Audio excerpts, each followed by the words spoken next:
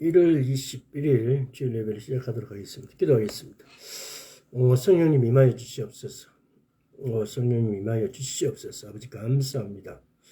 아버지 1월도 이제 중순을 넘어서 마지막을 향하여 가고 있습니다. 아버지 하나님, 한 해의 시작이 이렇게 빨리 지나감을 또한 새삼스럽게 느낍니다. 아버지 하나님, 올해는 이 한 달이 빠른 것이 아니라 하루는 길면서 또한 그 1년 또한 길면서 짧고 짧으면서 긴 어떤 이런 감정들을 다 복합적으로 느끼게 하여 주시옵소서. 또 복합적으로 알게 하여 주시옵소서. 그 말씀인즉 제가 말씀으로 기도로 충만하게 하루 시간을 보낼 수 있고 또 그렇게 하여 하루가 길면서도 짧고 짧으면서도 길게 느낄 수 있는 시간 되기를 소원합니다. 감사드렸고 우리 주 예수 그리스도의 이름으로 기도드리옵나이다. 아멘.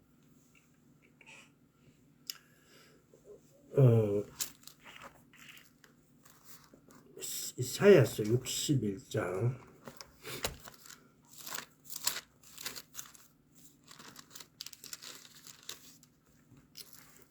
1절에서 2절. 주 여호와의 신이 내게 임하셨으니 이는 여호와께서 내게 기름을 부으사 가난한 자에게 아름다운 소식을 전하게 하려 하심이라. 나를 보내사 마음이 상한 자를 고치며 포로된 자에게 자유를, 갇힌 자에게 노임을 전파하며 여호와의 은혜의 해와 우리 하나님의 신원의 날을 전파하여 모든 슬픈 자를 위로하되. 이걸 손으로 갈피를 하시고 누가복음 4장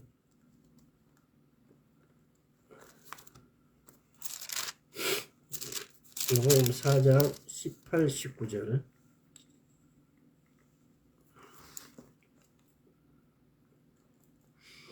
주의 성령이 내게 임하였으니 이는 가난한 자에게 복음을 전하게 하시려고 내게 기름을 부으시고 나를 보내사 포로된 자에게 자유를, 눈먼 자에게 다시 보게 함을 전파하며 눌린 자를 자유하게 하고 주의 은혜의 해를 전파하게 하려 하심이라 하였더라. 자, 여기서 우리가 유심히 보면은 2절에 여호와의 은혜의 해와 우리 하나님의 신원의 날, 이렇게 와 엔드로 연결하면서 두 가지로 분명히 구분해 놨습니다. 근데 우리는 말씀을 읽을 때 이걸 별로 그렇게 처음에는 별로 이걸 그렇게 중요하지 보지 않고 그냥 넘어가기도 합니다. 그러나 이 말씀의 뜻을 알았을 때 은혜의 해와 신원의 날, 이 두 가지의 일들, 더 요약하면은 초림과 재림, 이 사이가 지금 그 2000년이 지났습니다. 61장 2절 한 구절 안에 2000년이라는 세월이 중간에 들어가 있어요.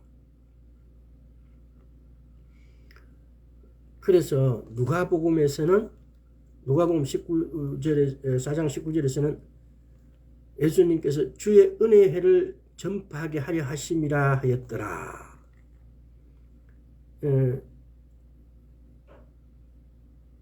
딱 잘랐어. 주의 은혜의 해와 신은의 날을 구분하셔가지고 예수님이 오셨을 때는 주의 은혜의 해, 그러니까 쉽게 말하면 초림 때는 주의 은혜의 해만 복음 사역을 하신 거다 이 말입니다.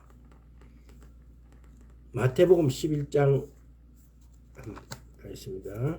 마태복음 11장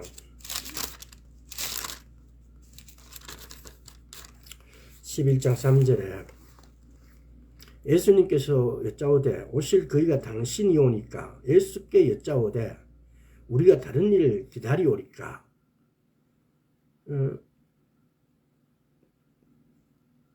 그 2절을 읽어보면 요한이 오게서 그리스도 하신 일을 듣고 그 제자들을 보내어 요한이 제자들을 보내가지고 제자들이 예수님께 여쭙는 거예요. 예수께 여쭈되 오실 그이가 당신이 오니까. 히브리인들은 그들의 메시아를 간절히 기다리고 있으니까. 그래서 예수님을 보고는 오실 그이가 당신이 오니까 라고 묻는 거예요. 근데 그 답은 5절에 보면은 소경이 보며 안전병이가 걸으며 문둥이가 깨끗함을 받으며 귀머거리가 들이며 죽은 자가 살아나며 가난한 자에게 복음이 전파된다 하라. 이런 일을 하는 사람이 오는 걸 보면 이 사람이 누구냐? 그이다 이 말이에요. 오실 이다 이 말이에요. 똑같은 내용으로 누가복음 7장에 한번 보겠습니다. 누가복음 7장 22절에도 대답해 가서 너희가 가서 보고 들은 것을 요한에게 고하되 소경이 보며 안전뱅이가 걸으며 문둥이가 깨끗함을 받으며 머리가 들이며 죽은 자가 살아나며 가난한 자에게 복음이 전파된다라. 이렇게 하는 사람이 바로 너희들의 메시아다 이 말이에요.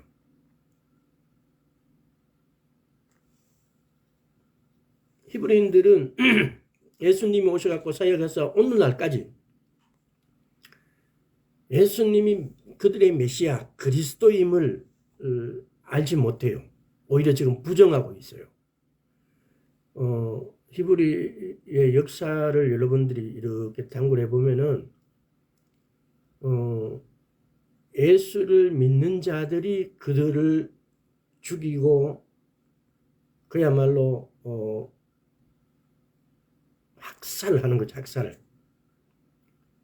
로마 시대 때 로마 군인들이 로마는 십자군 전쟁 때도 그렇고 이 사람들은 십자가의 마크를 들고 그러면서 유대인들을 너희는 예수를 죽였다. 그래서 너희는 예수를 죽인 쉽게 말하면은 반 크리스찬이다. 이제 이런 것들을 종교 전쟁의 개념으로 유대인을 학살하는 거죠. 그래서 유대인들은 이 십자가를 보면 몸서리를 쳐요. 그래서 십자가 대신에 그들은 십자가 이렇게 플러스가 되어 있으면 위에 부분은 플러스라는 그 수학적 용어 기호를 갖다가 우리말로 쉽게 말하면 우자 이것이 십자가라고 이렇게 플러스라고 대신해요. 왜? 그만큼 십자가를 싫어해요. 그래서 십자가의 모습도 그들은 보기 싫어해요. 그래서 수학에 쓰이는 플러스 기호조차도 플러스 십자가를 싫어해요. 그 정도로.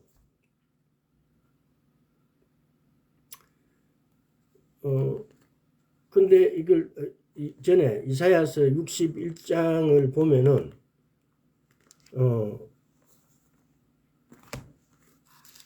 61장에서 말하는 여기서도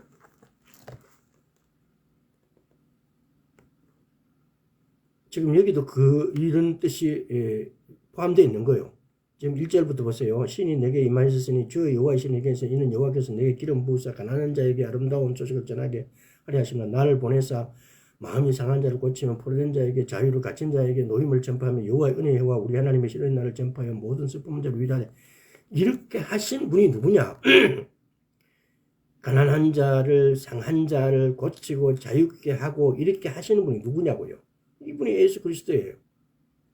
근데 이런 말씀에 기록된 이 부분을 보면은 유대인들이 이분이 바로 우리가 기다렸던 메시아이시구나라고 알아차려야 되는데 근데 이분이 이런 능력을 가지고 임하였음에도 불구하고 그들이 바라는 대로 임하지 않으셨기 때문에 또 그들은 보면은 제일 중요한 것이 뭐냐면은 히브리인들은 예수 그리스도가 오면은 자기들의 뱅들로 있는 아랍 세계 국가들이 자기들을 괴롭히니까 그들을 물리치고 그들에게 전쟁을 통해서 그들을 완전히 물리치고 그들을 복종하게 만들 것이라고 생각한 거예요. 그래서 히브리인들은 우리는 지금 여기에서 보면은 성경에는 초림과 재림이 분명히 이렇게 기록되어 있는데 히브리인들의 개념에는 이 초림과 재림의 개념이 없는 거죠. 그들은 예수님께서 오시면은 그들의 왕으로 오셔가지고 재림의 왕만을 그들이 기다리는 메시아라고 이렇게 기다리고 있는 거예요. 그래서 이런 부분들이 이런 오해가 히브리인들이 아직도 예수 그리스도를 인정 못하고 있는 부분이고, 또 이런 부분은 예수님께서는 말씀을 하죠. 그들을 눈을 가리워 놨다고 그래요. 왜? 그들의 눈을 가리워 놓은 이유가 우리 이방인들을 위해서요. 그들이 넘어짐으로 우리 이방인들이 구원을 받는 이 하나님의 계획이고, 하나님의 말씀은 곧 하나님의 뜻이에요. 오늘 아침 제가 읽어보진 않았지만은 유튜브에서 이렇게 보면은 유튜브인가 어디서 그 기독교 카페 중에 하나였는데, 하나님의 뜻이라면서 뭐 10가지를 이렇게 막 이렇게 동영상으로 진행한 것 같은데 제가 들어보진 않았습니다만은 오해하기 좋은 어떤 내용일지도 그 스타일이에요. 뭐냐면요, 그 10가지만 하나님의 뜻이 아니고 이 성경 자체의 모든 내용이 다 하나님의 뜻이에요. 우리는 요한복음 14장에서 내가 그 길이요 진리요 생명이다 라고 이렇게 말씀하신 내가 곧 길이요 진리요 생명이다 라고 하신 예수 그리스도는 말씀이 육신이 되신 분이에요. 요한복음 1장 14절에. 그럼 이 말씀은 곧 예수 그리스도세요. 그래서 이 말씀이 하라는 것과 하지 말라는 것. 히브리인의 율법은 613개로 이루어졌다고 합니다. 그 중에서 하라가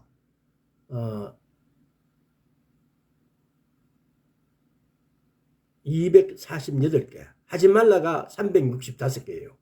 그래서 히브리의 율법의 개수는 613개로 이루어져 있습니다.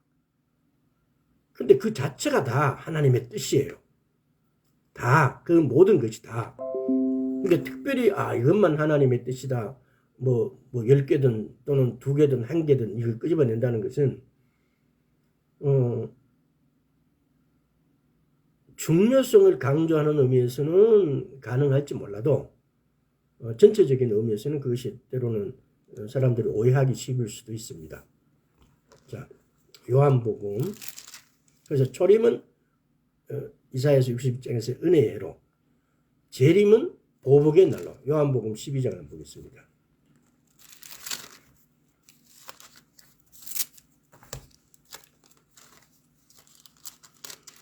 요한복음 12장 47절에서 50절.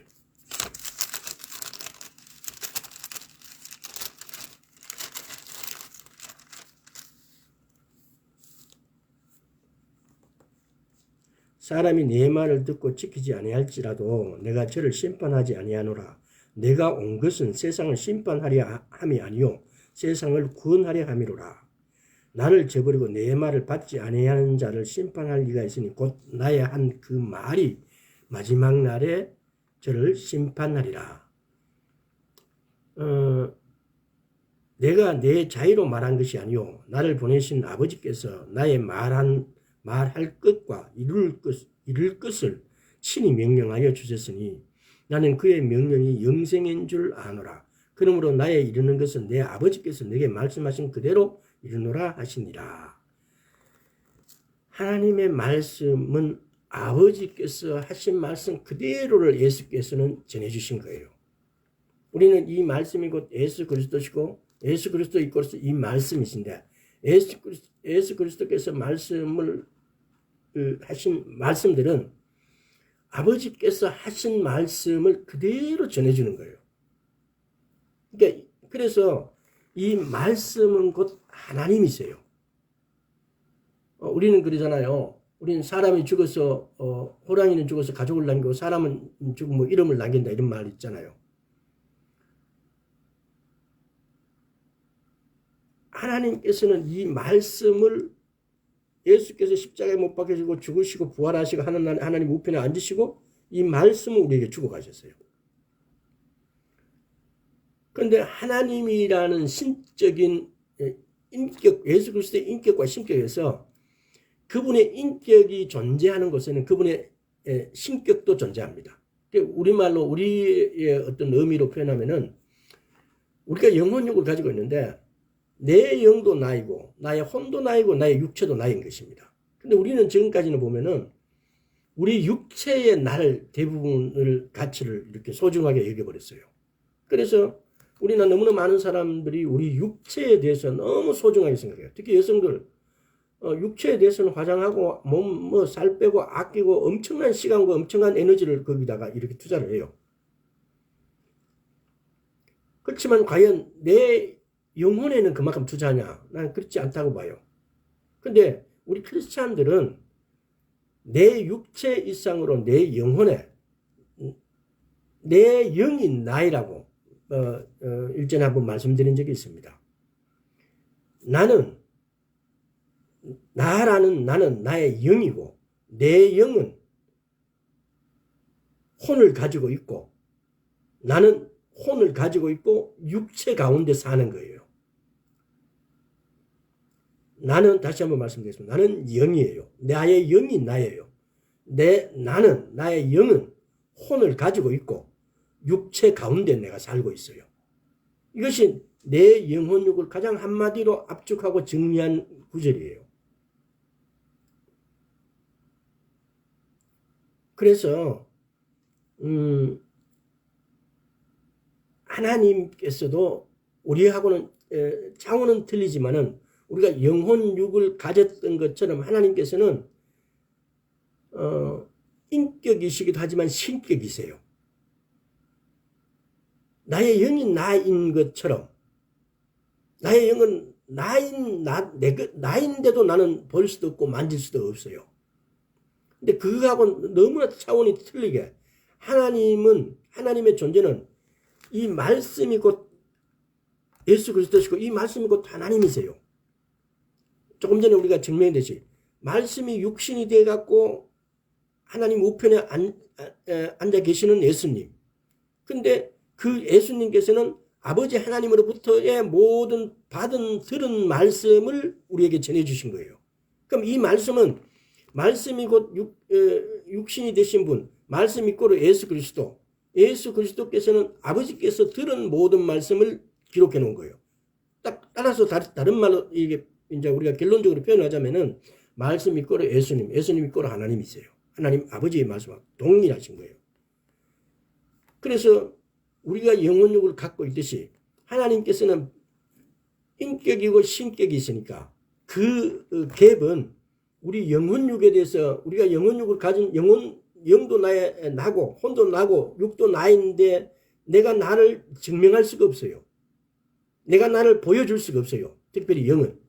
근데 보이지도 않고 만질 수도 없는 그 영이 진짜 나예요.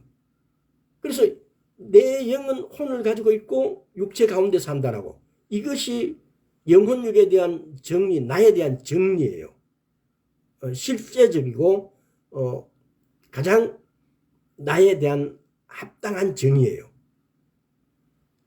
자, 그것하고 하나님이 하나님 되심, 하나님이 갖고 계시는 그 무한한 능력은 인격이시고 신격이신데 그 하나님은 말씀이시기도 하다는 거. 근데 그분이 갖고 있는 그 능력은 우리 스스로 영혼육도 증명을 못해요.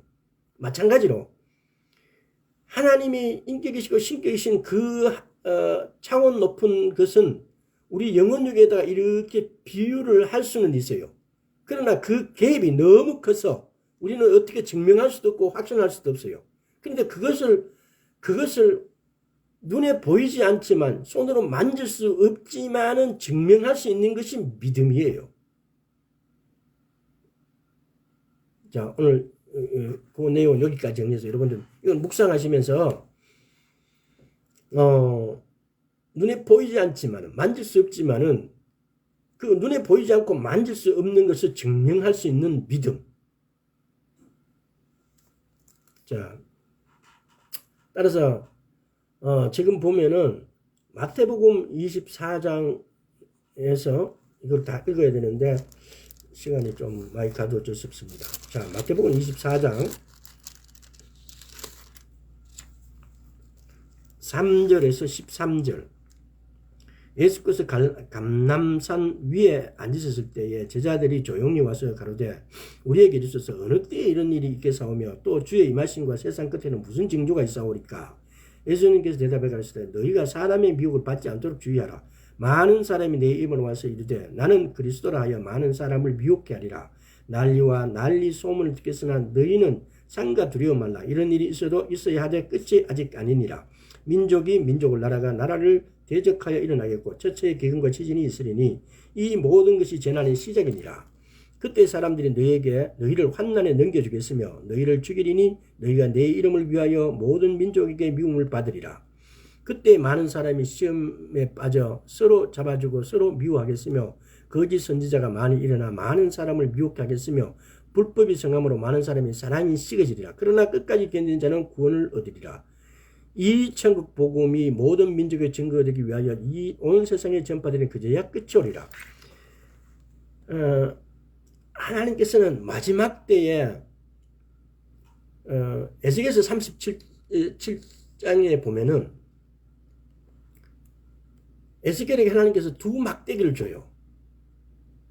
그 두 막대기를 주고 이 두 막대기, 한 막대기의 이름을 이스라엘과 유다와 이스라엘이라 그래요. 또 한 막대는 요셉과 이스라엘이라 그래요. 온 족속. 그 상세하게 한번 읽어보세요. 저때도 한번 말씀드렸는데. 근데 이 에스겔에게 이 두 막대기를 네 손에서 하나가 되게 하라 그래요. 근데 이 의미가 이 의미를 그러니까 이건 다른 말로 표현하면은 유다와 이스라엘은 오늘날 이스라엘 히브리 민족을 말하고 요셉과 이스라엘은 오늘날 이방인들을 말해요. 그래서 이 두 막대기가 하나가 되는 거. 여기 지금 오늘 지금 24장에서 보면 14절 보세요. 이 천국 복음이 모든 민족에게 증거되기 위하여 온 세상에 전파되는 그제야 끝이라. 이 천국 복음이 온 세상에 전파되는 데에 역할을 해야 될 것이 누구냐? 이방인의 구원을 위해서 하나님께서 우리에게 내준 숙제예요. 하나님께서 우리에게 내어주신 우리의 할 일이에요. 자, 마태복음 23장 볼게요. 23장 3절 4절. 그러므로 무엇이든지 저희의 말하는 바는 행하고 지키되 저희의 하는 행위는 본받지 말라. 저희는 말만 하고 행치 아니하며 또 무거운 짐을 묻고 사람의 어깨에 지우되 자기는 이것을 한 손가락으로도 움직이려 하지 아니하며. 이 말씀은 굉장히 보면은 오해를 해요. 이 해석을 할 때 보면은 그 위에 서기관들과 바리새인들이 모세의 자리에 앉았으니 이렇게 했는데 이걸 어떤 목사님들이 해석하는데 보면 이거 보면 이거죠. 이 도대체 이거 뭐 그러면 무슨 저희에게 말하는 바는 행하고 저희가 행하는 바는 본받지 말라고 했어요. 그러니까 이게 여기에서 보면은 다 저희의 말하는 바, 저희의 하는 행위 이렇게 저희가 되어 있으니까 우리말 해석에는 그러니까 여기서 보면은 서기관과 바리새인들이라는 복수가 있고 모세의 자리에 앉았으니 모세의 자리에 앉은 모세가 있어요. 그러니까 이게 보면은 영어 표현으로도 모세는 단수고 쉽게 말하면은 서기관들과 바리새인들인데 그러면은 여기서 무엇인지 그의 하면 이러면 이건 이 모세 하는 말이구나라고 이렇게 받아들일 건데 이게 영어 표현은 어떻게 되는지 몰라도 이게 우리 표현에는 저희에 그러니까 저희라는 말이 서기관과 바리새인들로 전부 다 받아버려요. 그러니까 우리 해석을 보면은 감 서기관 이게 보면은 말하는 바는 행하고 지키되 저희 하는 행위는 본받지만 이게 뭐야? 이렇게 뭘 하라는 거야? 하라는 거야? 하지 말라는 거야? 제가 교회에 가서 예배를 보고 목사님이 설교를 할 때 대부분의 목사님은 이걸 그대로 해석을 했어요. 그럼 듣고 나면 뭔가가 이게 내인데 이렇게 와닿지가 않았어요. 이게 뭐 하라는 거야? 하지 말라는 거야? 근데 이걸 그 목사님 사람이 미국에 있는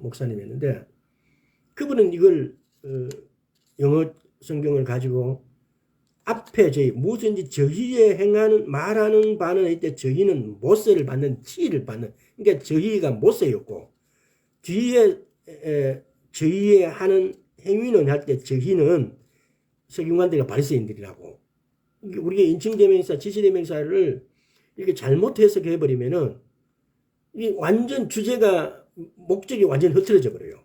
그래서 이 부분은 선명하게 그 부분을 지적하고 있다는 걸 아시고 그리고 오늘 말하고자 하는 이 장에서 말하는 기본적인 것은 자 39절 보세요. 내가 너희에게 이르노니 이제부터 너희는 찬송하리다 주의 이름으로 오시니여 할 때까지 나를 보지 못하리라.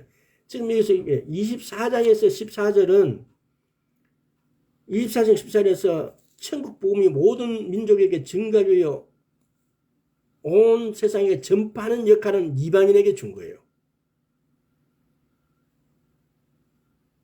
그리고 여기서 말하는 내가 이루는 찬송하리다 주의 이름 오시니 할 때 이 이스라엘 사람들이 회개하고 깨닫고 와서 예수 그리스도를 주님으로 메시아로 영접할 때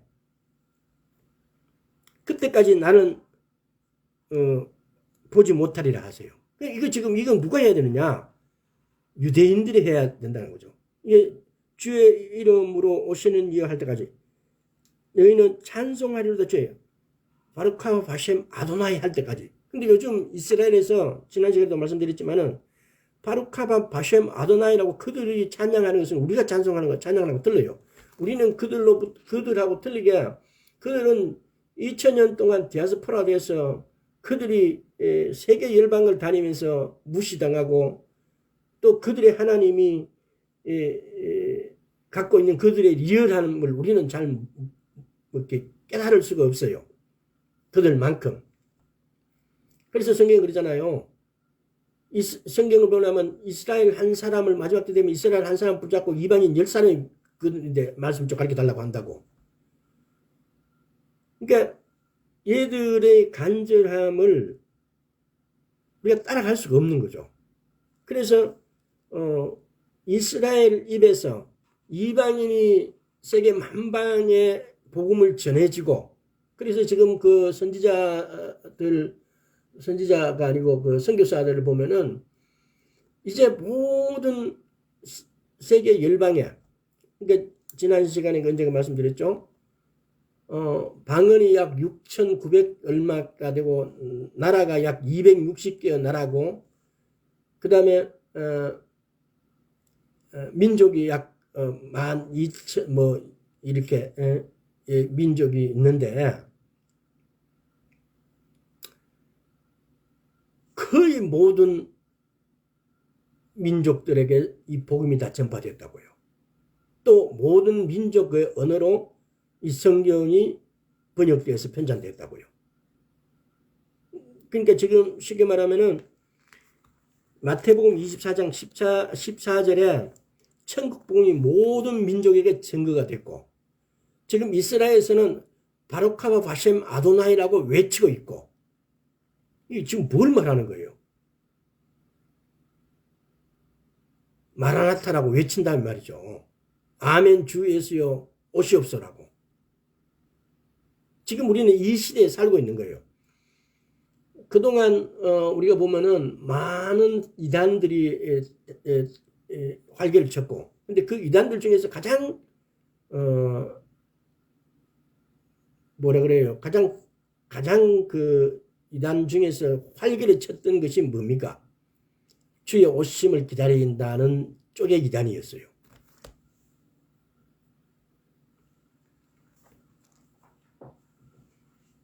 그래서 이방인에게는 하나님의 복음을 전파하는 거, 유대인에게는 그들이 죄를 회개하고 바루카바 바셈 아도나이라고 외치는 거. 그때야 내가 오겠다 라고 말씀하신 거예요. 근데 이때가 뭐라고요? 흔히들 보면 우리 찬양의 가사도 있잖아요. 지금은 엘리야 때처럼이라고. 시간이 이렇게 돼서 이걸 다 찾아보지는 못하겠는데 엘리야에 대해서는 왕상 17장 그 다음에 18장부터 시작해서 왕하 2장, 3장까지 보면은 엘리야의 사역이 쭉 이렇게 나오세요. 지금은 엘리야 때처럼 마지막 때라고 이렇게 말할 때 엘리야가 도대체 뭘 했기 때문에 지금은 엘리야 때나 했을 때 제가 봤을 때는 들림을 받은 사람이 2명이 있어요. 창세기부터 지금까지 에녹과 엘리야예요. 그러니까 지금은 엘리야 때처럼 할 때 우리 찬양이 있죠. 그 내용을 한번 제가 읽어드릴게요. 지금은 엘리야 때처럼 보라 주님 구름 타시고 나팔 불 때에 다시 오시네. 모두 외치세. 이는 은혜의 해니 시온에서 구원이 임하네. 지금은 엘리야 때처럼 주 말씀이 선포되고 또 주의 종 백성의 때와 같이 언약이 성취되네. 비록 전쟁과 기근과 비판, 환난 날이 다가와도 우리는 광야에 외치는 소리, 주의 길을 전하리. 보라 주님의 구름 타시고 나팔 불 때 다시 오시네. 모두 외치세. 이는 은혜의 해니 시온의 구원이 임하고 에스겔의 환상처럼 마른 뼈가 살아나며 또 주의 종 다윗의 때와 같이 예배가 회복되고 마른 뼈가 살아나지고 엘리야가 예를 들어서 들림을 휴거를 받는 추수할 때가 이르러 추수할 때다 이 말이에요. 들판이 휘어졌네. 우리는 추수할 일꾼이 되어 주님 말씀을 선포하지. 보라 주님 구름 타시고 나팔 불 때 다시 오시냐. 이게 지금 그 엘리야 때처럼 가사 내용이 아주 그 엘리야 때처럼을 아주 이렇게 잘 전해놨어요.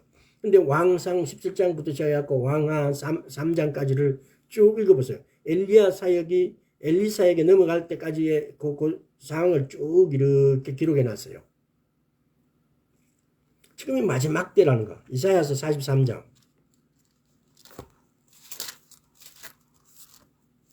자, 43장 5절에서 7절. 두려워 말라. 내가 너와 함께하여 내 자손을 동방에서부터 오게 하며 서방에서부터 너를 모을 것이며 내가 북방에서 이르기를 놓으라. 남방에 이르기를 구리하지 말라. 내 아들들을 원방에서 일컫으며 내 딸들을 땅끝에서 오게 하라. 무릇 내 이름을 일컫는 자 곧 내가 내 영광을 위하여 창조한 자를 오게 하라. 그들은 내가 지었고 만들었느니라. 여기 지난 시간에도 몇 시간인가 이야기를 한번 나눈 것 같습니다. 오게 하라. 불인 어디서? 이게 동서남북으로. 오게 하는 것은 동쪽에서 중동과 아시아에서 막 오게 했어요. 그 다음에 모을 것이다. 게돌. 모을 것을 한 것은 지중해와 미국에서 이렇게 먹고. 그 다음에 북방에는 이스라엘의 북방은 러시아 쪽이에요. 그러니까 유럽과 러시아 쪽에서는 근데 특히 러시아에서는 북방에서 이르기를 놓으라. 북방의 고르바초프 대통령 때에 그때에 일시적으로 러시아가 풀어준 거예요. 유대인들을. 그래서 그때에 한 200만 명 정도가 이스라엘로 알리아가 한 거예요. 그래서 지금 이스라엘에서는 가장 크게 쓰이는 언어가 히브리어, 영어, 그리고 러시아어예요. 자, 그리고 밑에 보면은 구류하지 말라. Do not hold hold them back. 구류하지 말라. 이렇게 한 것은 이거는 이제 남쪽 예멘이나 이디오피아 쪽에. 그래서 지금 여기 보면은 알리아 되는 과정을 동서남북으로. 그러니까 쉽게 말하면 세계 열방으로부터 알리아 된다는 사실들을 이렇게 표현해 놓은 거예요. 에레미야서 16장도 한번 볼게요. 에레미야서 16장 14절에서 15절. 여호와께서 가르치시되 그러나 보라 날이 이르니 다시는 이스라엘 자손을 애굽 땅에서 인도해 내신 여호와의 사심으로 맹세하지 아니하고 이스라엘 자손은 북방 땅과 그 모든 쫓겨난 나라에서 인도하여 내신 여호와의 사심으로 맹세하리라. 내가 그들을 그 열조에게서 지금 그들의 땅으로 인도하여 드리라. 지금 이게 보면은 이것도 지금 알리아를 크게 보면은 바벨론은 이스라엘 동쪽에 있죠. 그래서 이스라엘은 지금 이라크 지역이죠. 이스라엘 동쪽에서 온 그것을 이야기하는 게 아니고, 그건 오직 딱 바벨론 한 곳에서 왔어요. 근데 방금 우리가 이사야 43장에 읽었듯이 동서남북으로 이렇게 알리야가 일어난 것은 지금 일어나고 있는 이 알리야를 말한다 이 말이에요. 그래서 마지막 때라고 우리가 알 수 있는 이 내용 중에서 이렇게 동서남북으로 알리야가 일어나고 있다는 사실이 지금이 마지막 때라는 사실이에요. 자, 호세아서 한번 보겠습니다.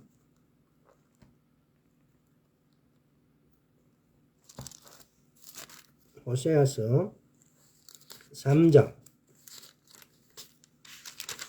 이게 지금이 마지막 때라고 이렇게 하면은 왜 지금이 마지막 때라고 이야기를 하느냐? 그럼 그 근거가 뭐냐? 라고 하시는 분들도 있어요. 마지막 때라고 하는 근거가 바로 조금 전에 제가 읽었던 이사야서 43장이라든가 에레미야서 16장이라든가 많아요. 마지막 때 내가 이스라엘을 포로에서 그들을 돌아오게 하겠다. 그들의 고토를 회복할 것이다. 이런 구절이 성경에 그야말로 널려 있어요. 지금 에레미야서 16장, 다음에 에레미야서 25장을 보세요. 여기서는 그들이 바벨론 포로에서 돌아오는 게 아니고 바벨론 포로에서의 귀환과 동서남북 세계 열방에서 알리야 되는 상황을 엄격하게 선명하게 구분되어 있어요. 그러니까 이런 것을 봤을 때 바벨론 포로에서가 아니고 열방에서 알리야가 되는 상황을 마지막 때라고 명명하고 있고 성경의 말씀이 그걸 이야기를 하고 있다는 거죠. 3장 호세아 3장 4절 5절 이스라엘 자손들이 많은 날 동안 왕도 없고 군도 없고 제사도 없고 주상도 없고 에봇도 없고 드라빔도 없이 지내다가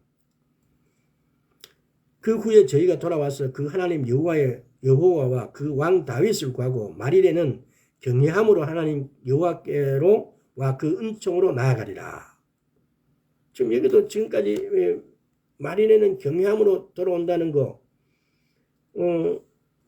바룩하바 바셈 아도나이 하고 찬송하리다 주의 이름으로 오시니라고 자기들이 그 이름을 부르면서 찬송이 경외함으로 돌아온다 이 말이에요.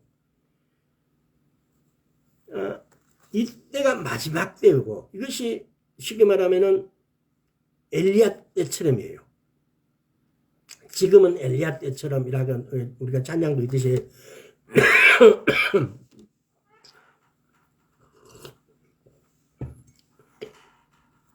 엘리야가 성경 전체에 에녹과 엘리야만이 휴거를 했는데 이 에녹이 아마 에녹이 휴거한 거하고 엘리야가 휴거한 거 이 차이도 연구해 보면 재밌을 것 같아요. 언젠가는 이 차이를 내가 어떤 책에서 본 적이 있는데 지금 생각이 잘 안 나요. 그래서 다시 그걸 성경을 찾아보면은 에녹이 예를 들어서 휴거된 것과 엘리야가 휴거된 것의 차이가 분명히 있을 겁니다. 그래서 그 차이도 한번 또 이게 보면은 성경을 읽고 묵상을 하다 보면요 하나님께서 늘 귀한 일을 베풀어 주세요. 제가 엊그저께 또 성경에 아주 귀한 것을 제가 발견을 했어요. 그게 무엇이었나 하면요.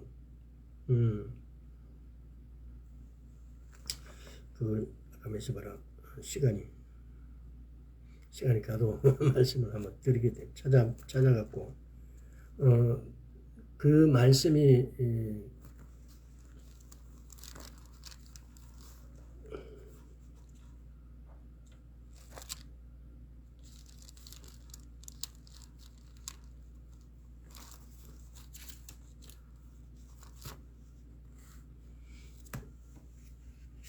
이게 참, 제가 갑자기 기억이 안 나는데, 근데, 찾으려고 하니까 시간이 좀 가서 그렇습니다. 제가 성경을 보고, 성경이 해석 안 되고, 그 말이 이해가 안 되는 부분들 있잖아요. 그래서 그 이해가 안 되는 부분들을 계속 이렇게 가슴에 이렇게 묻고 왔는데, 근데 그것이 어느 순간, 이게 책을 통해서나 또는 다른 어떤 그 말씀을 통해서 이렇게 밝혀지는 때가 있어요. 근데 이건 보면은 좀 한번 읽어드릴게요. 창세기 3장에 보면은 창세기 3장 5절 하나님이 가르치되 이리로 가까이 하지 말라. 너의 선 곳은 거룩한 땅이니 내 발에서 신을 벗으라.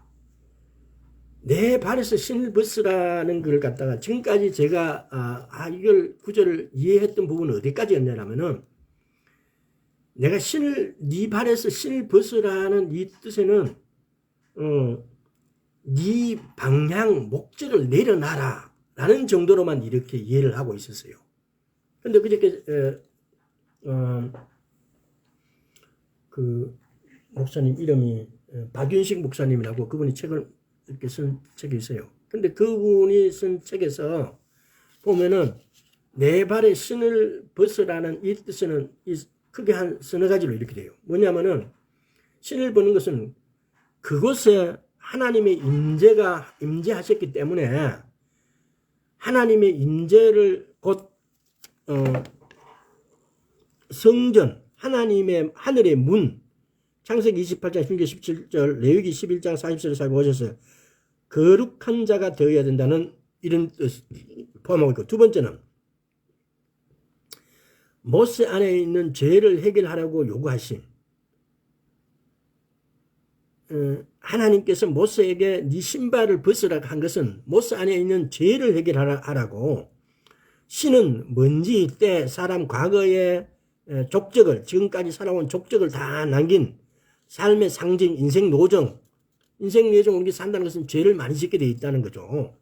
근데 육적 감정, 살인, 불신앙의 죄와 허물, 혈기의 신, 저급함, 이런 내용들을 다 갖고 있는 것이 뭐냐? 내 족적. 그래서 이스라엘 사람들이 출애굽할 때 그들의 경로에 보면은 그들의 신발 모양을 이렇게 본뜬한 돌이 많이 발견됐어요. 그러니까 이거는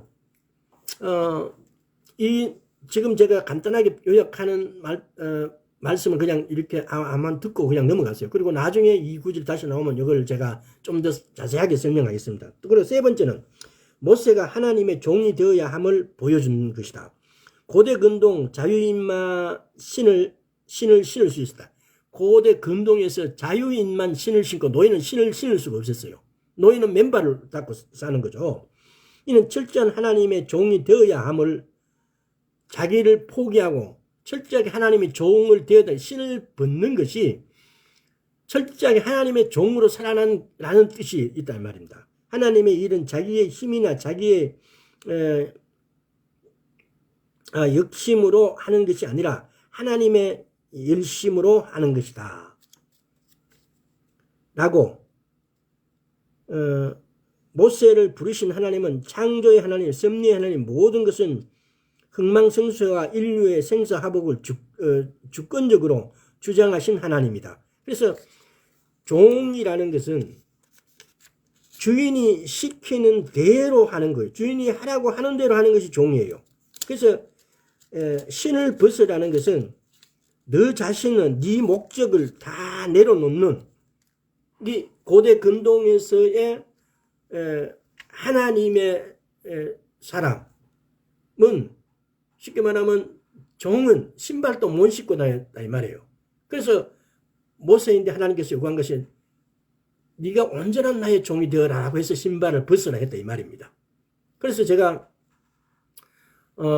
이 구절들을 읽고 이거 내가 그동안 많이 궁금해했고 또 궁금하고 시간이 오래 지나가면서 또 이게 포기하고 있는 것인데, 근데 자세하게 알았어요. 그래서 내가 그러니까 이게 우리가 그러잖아요. 살아가면서 어떤 구절에서 나 도대체 내 지혜로나 내 지식이나 모든 것을 끌어들여도 내가 알고 있는 모든 것으로 봐도 특히 뭐 인터넷에 찾아봐도 여기에 대한 올바른 해석이 없다. 그러나 그것이 내 마음속에 머물고 있다면은 하나님께서는 바로 가르쳐 주세요. 돈은 일전에도 한번 말씀드렸지만 돈은 그렇게 애원하고 좀 주십시오라고 해도 안 주시는데, 근데 하나님의 말씀은 정말 빠르게 가르쳐 주셨어요. 그래서 우리가 이것도 한번 생각해 봐야 돼요. 내 마음으로 믿는 믿음. 마인드라는 것이 영어로 마인드인데 이게 우리나라 말로 번역할 때는 마인드가 스피리트, 영이 될 수도 있고 마인드가 생각도 될 수 있어요. 그래서 우리나라 번역된 언어에 보면은 어떤 것을 마인드를 마음을 갖다가 생각의 차원을 생각을 이야기하는 것도 있고 스피리트로 이야기하는 것도 있어요. 그래서 우리는 이걸 단지 표기된 언어로는 이걸 구분이 잘 안 될 때가 많아요.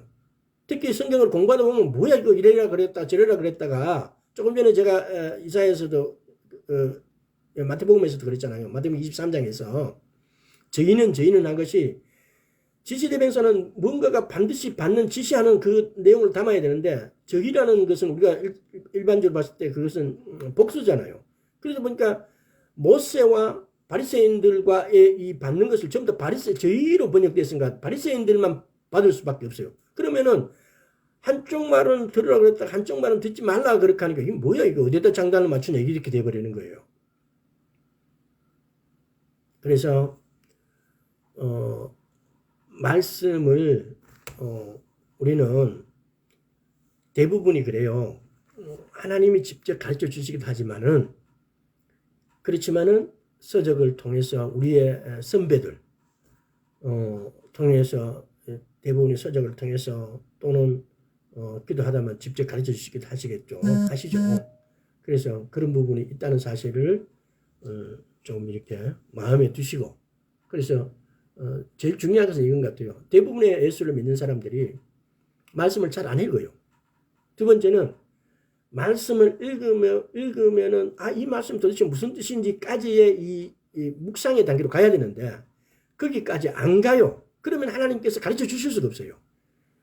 궁금해야만이 하나님께서 가르쳐 주실 수 있는데 궁금해하지 않는다는 거예요. 그러면 하나님께서 가르쳐 주실 수가 없다는 거죠. 자, 이야기가 자꾸 다른 데로 가는데 자, 여러분 우리는 말씀을 궁금해하는 사람으로 가야 됩니다. 자, 세 번째로 마라나타. 제가 한 번, 두 번째도 말씀 안 드렸는데 마라나타가 뭡니까? 아멘 주 예수의 옷이 없습니다. 계시록 22장 20절에 보면은 아멘 주 예수의 옷이 없어라고 합니다. 다니엘서를 한번 보겠습니다.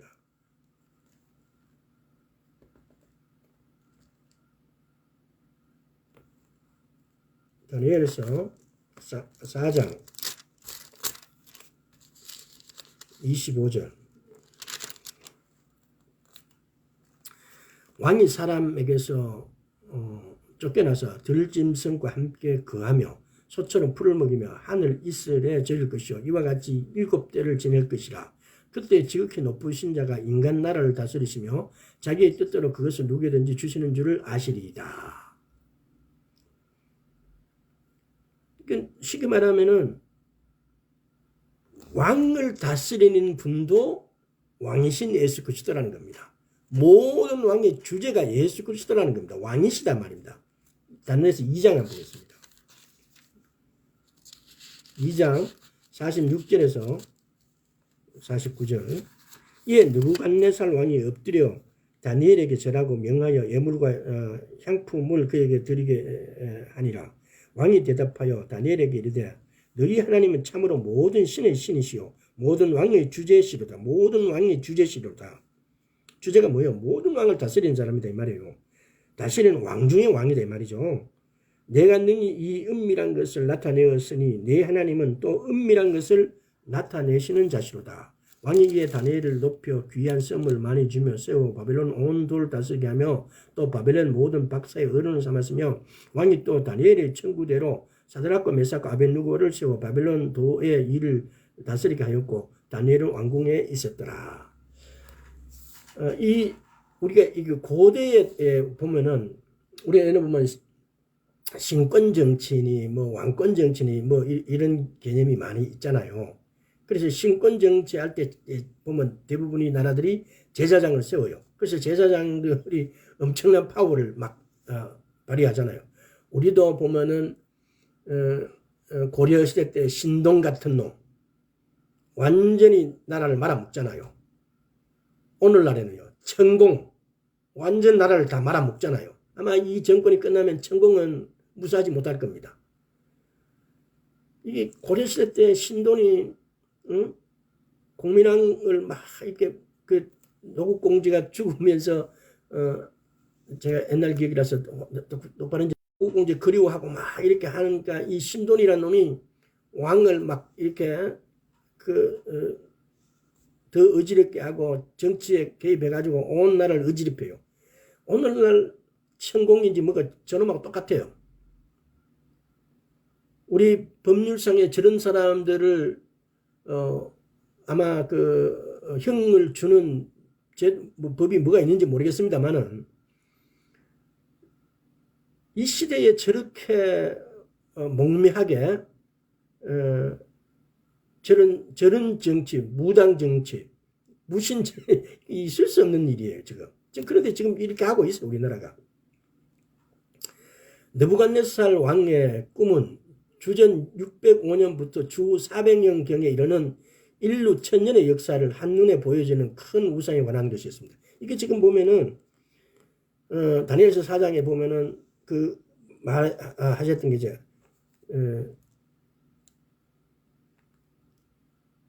금과 은과 녹과 철, 금은 바벨론, 은은 페르시아, 노스는 헬라, 철은 로마, 동서로마로 갈라져 있으니까 한쪽에는 흙으로 되어 있고 이렇게 나눠놓은 거예요. 오늘날 태산을 이루어 온 땅에 편만하게 퍼져 있습니다. 이게 지금 보면은요, 우리가 이걸 생각해 봐야 되는 게, 이 시대 때의 나라 개수보다 오늘날에는 2차 세계대전이 일어나고 난 다음부터는, 이 남과 북으로 정치적 이데올로기로 분열되어 있는 나라가 이스라엘과 한국밖에 없어요. 세계적으로. 모든 나라가 거의 자기 민족대로 아직까지 독립 안 된 나라도 있어요, 분명히. 지금도 그러나 터키가 무슨 민족이에요, 걔네들 계속, 터키가 이번에도 공격했잖아요. 걔네들은 예수 그리스도를 믿는 사람들도 많아요. 그러니까 이게 오늘날에도 민족적 차원에서 전쟁이 일어나고 있어요. 그런데 특별히 나라적인 요소에서 나라가 이렇게 이데올로기로 분리된 나라는 이스라엘하고 한국밖에 없다는 겁니다. 그래서 많은 나라가 독립해서 자기 독립국으로 이루고 있는 이 시대 때, 이 말은 지금 오늘날 태산을 이룰 때 이 말이에요. 쉽게 말하면은 이사야서 46장 한번 보겠습니다. 시간이 다 됐군요. 46장 10절. 내가 정말 처음부터 가며 아직 이루지 아니한 일을 옛적부터 보이고 이르기를 나의 모략에 쓸 것이니 내가 나의 모든 기뻐한 것을 이루려 하였노라. 하나님의 섭리는 이런 하나님이라 이 말이에요. 응?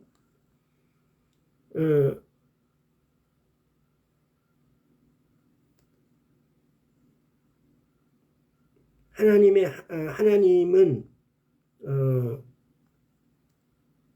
처음부터 종말을 또 아직 이루지 아니한 일을 옛적부터 보이고 이르기를 나의 묘락에 쓸 것이니 내가 나의 모든 기뻐하는 것을 이루라 하였노라. 그러니까 이게 우리가 똑똑하고 잘난 것 같고 각 나라마다 하나님을 인정하지 않고 자기가 다스려 가지고 이렇게 해서 나라를 국민들을 이렇게 먹이고 살리고 있다고 생각하는 군주들이 너무 많아요. 왕들이 너무 많아요. 대통령들이 너무 많아요. 이 모든 것이 하나님의 섭리 안에 하나님의 주재하심에 의해서 지금 이렇게 된다는 사실들을 전부 다 이렇게 인정하지 않고 있는 거죠. 하지만은 우리는 이걸 알아야 돼요. 창세기 17장 보겠습니다.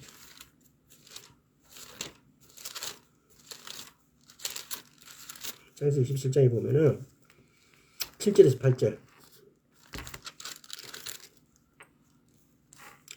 내가 네 언약을 나와 나와 너와 네 대대 후손의 사이에 세워서 영원한 언약을 삼고 너와 내 후손이 하나님이 되리라. 내가 너와 내 후손에게 너의 우거하는 이 땅 가나안 일경을 주어 영원한 기업이 되게 하고 나는 그들의 하나님이 되리라.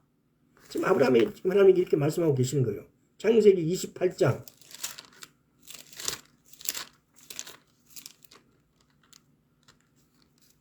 또 26장에도 보면은 3절 이 땅에 유하며 내가 너와 함께 있어 내 복을 내게 복을 주면 내가 이 모든 땅을 너와 내 자손에게 주리라. 내가 내 아비 아브라함에게 맹세한 것을 이루어 내 자손을 하늘의 별과 같이 번성케 하며 이 모든 땅을 내 자손에게 주리니 내 자손을 인하여 천하 만민의 복을 주라. 지금 이삭에게 말씀하고 계신 거예요. 자, 28장은 누구니까? 야곱에게 말씀하고 있는 거겠죠. 28장 13절에서 14절. 또 본즉 여호와께서 그 위에 서서 가라사대 나는 여호와니 너의 조부 아브라함의 하나님이며 이삭의 하나님이며 너 누운 땅을 내가 너와 내 자손에게 주려니 내 자손이 땅의 틀같이 되어서 동서남북 편만 할지라도 땅의 모든 족속에 너와 내 자손을 인하여 복을 얻으리라. 이렇게 아마 지금 제가 이거 쭉 이렇게 제 마음에 이게 좀 더 연구를 했으면 좋고 자료를 좀 찾았으면 좋겠다 하는 것도 이거예요. 아브라함의 하나님, 이삭의 하나님, 야곱의 하나님이 갖고 있는 의미가 어떤 것인가? 이게 좀 충분히 알고 싶어요. 그래서 언젠가는 아브라함의 하나님, 이삭의 하나님, 야곱의 하나님을 왜 각각 그렇게 하나님을 살아계신 하나님으로 아브라함의 하나님, 이삭의 하나님, 야곱의 하나님이 대표하는 의미를 충분히 좀 알고 싶어요. 그래서 언젠가는 이걸 알아서 여러분에게 또 같이 나누도록 하겠습니다. 자, 에스겔서 37장 한번 볼게요. 에스겔서 37장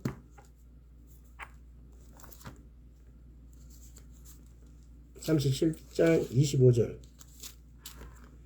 내가 내 종 야곱에게 준 땅, 곧 그 열조가 거하던 땅에 그들이 거하되 그들과 그 자자손손이 영원히 거기 거할 것이요 내 종 다윗이 영원히 그 왕이 되리라. 이게 그 땅에게 하나님께서 아브라함에게 이삭에게 야곱에게 이런 섭리는 주제는 오직 하나님이 하신다 이 말이에요. 호세아서 볼까요? 호세아서 3장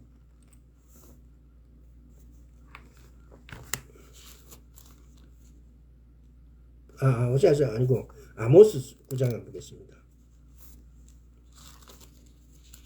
아모스 9장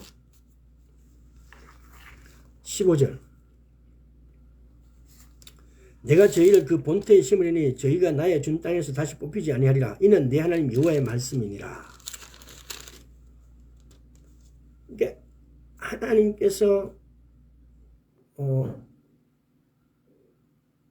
본토에서 뽑히지 아니하리라. 하나님께서 이렇게 알리야를 해놓고 또 알리야하고 다시 실은 본토에서 늘 뽑히지 않겠다라고 이렇게 이 말씀에 모든 게 기록되어 있어요. 그리고 하나님께서는 또 뭐라 그럽니까? 에스겔서 한번 볼게요. 다시 에스겔 38장 16절. 구름이 땅에 덮임같이 내 백성 이스라엘을 치러 오리라. 고가 끝날에 내가 너를 이끌어다가 내 땅을 치게 하리니 이는 내가 너로 말미암아 이방 사람의 목전에서 내 거룩함을 나타내어 그들로 다 나를 알게 하려 함이니라.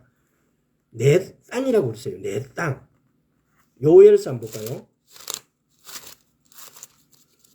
다니엘서, 아모스서, 그런 건지 보면은, 호세아서 다음에 요엘서 3장 1, 2절. 그날 곧 내가 유다와 예루살렘에 사라수와 핀자를 돌아오게 할 그때 내가 만국을 모아 데리고 여호사밧 골짜기에 내려가서 내 백성 곧 내 기업된 이스라엘 위하여 거기서 그들을 국문하리니 이는 그들이 이스라엘을 열국 중에 흩고 나의 땅을 나누었습니다. 이스라엘을 열국 중에 흩고 나의 땅을 나눈 것에 대해서 하나님은 이때 심판하시겠다고 그러고 있어요.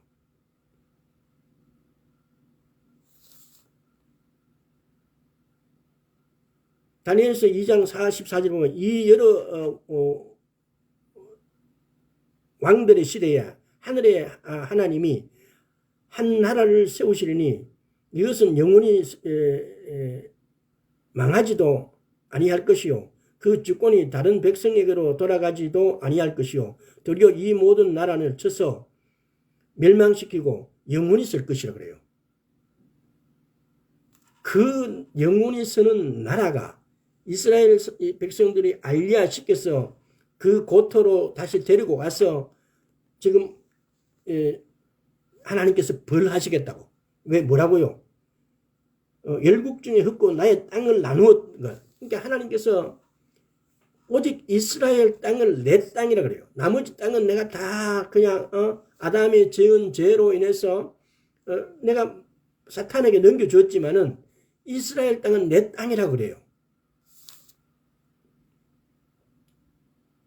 모세오경에서 요한계시록까지 성경에 기록된 지난 3,500년 동안의 모든 인류 역사가 결국은 하나님 말씀대로 이루어졌음을 우리는 지금 알고 있습니다. 성경을 보면서. 그리고 21세기를 살고 있는 우리에게는 오늘날 중동 분쟁, 이스라엘과 아랍, 이스라엘과 가자지구, 이스라엘과 레바논, 예멘까지 지금 등과의 갈등도 결국은 기록된 하나님의 말씀대로 이루어질 것을 믿어 의심치 않는다는 겁니다. 천국 복음이 온 세상을 한 바퀴 돌아서 다시 출발지로 돌아왔고 그 땅 백성들이 주의 이름을 부르기 시작한 지금 모든 이론 즉 하나님을 아고 대적하여 높아진 것 고린도후서 10장 5절이죠. 모든 생각을 사로잡아 그리스도께 복종시켜야 한다는 겁니다. 고린도후서 10장 5절 보십시오. 그리고 이사야서 55장을 보겠습니다.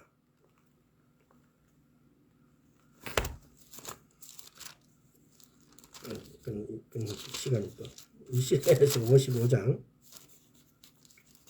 10절에서 11절 비와 눈이 하늘에서 내려와서는